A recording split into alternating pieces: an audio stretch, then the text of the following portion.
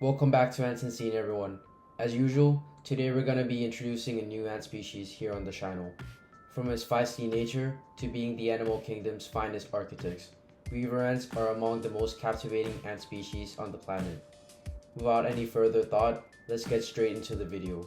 There are two types of weaver ants in the world: Ecophylla longinoda from eastern Africa and Ecophylla smaragdina found throughout tropical parts of Asia and Australia, with both species characterized by their aggressive behavior and arboreal habits. While most ants have mastered the art of building elaborate networks of tunnels and chambers underground, weaver ants have evolved to colonize the tree canopies. In a single colony, these ants can build multiple nests which can stretch hundreds of square miles and contain up to 1,000,000 ants. Their nest structure typically consists of a massive main nest, which usually contains the queen and the majority of the colony's brood and worker ants. This is followed by a numerous array of satellite nests. These small yet significant structures are often built to control the ants' territory and allocate their resources more efficiently. By spreading out, they can control large areas, protect their colony, and optimize foraging. Additionally, this decentralized structure helps them dominate their environment while ensuring survival. Now, you may be wondering how weaver ants actually construct their magnificent nests. Their vast cities are made from tree leaves, which are glued together by silk produced from the ants' larvae. Weaver ants do this by tapping their antennae against their larvae's heads. This signal encourages the larvae to release silk simultaneously. While this is happening, the ants move their larvae around like a living glue gun. However, before they can glue the leaves, workers form living shades, holding one another to pull the leaves closer.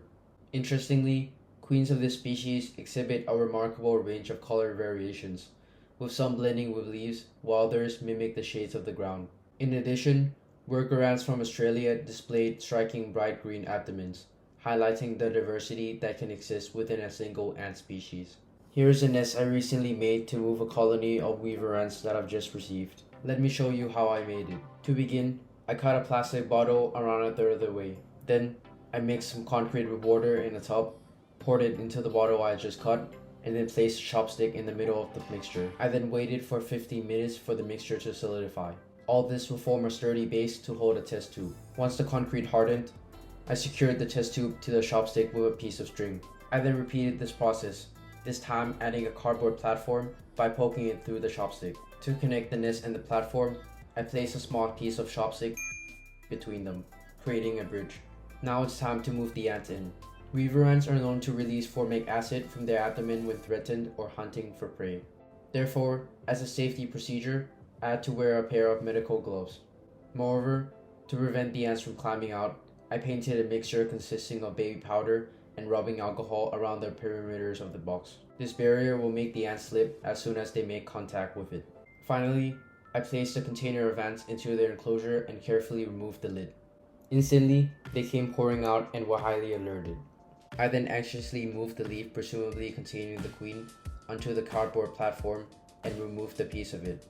And here is the queen, showcasing her beautiful brown coloration, heavily guarded by her soldiers and surrounded by a vast abundance of eggs and broods. After some time, I finally captured footage of the queen entering her colony's test tube, escorted by a protective shield of soldier ants. Once the colony settled into their new home, I offered them a drop of honey in order to replenish their energy after days of shipping.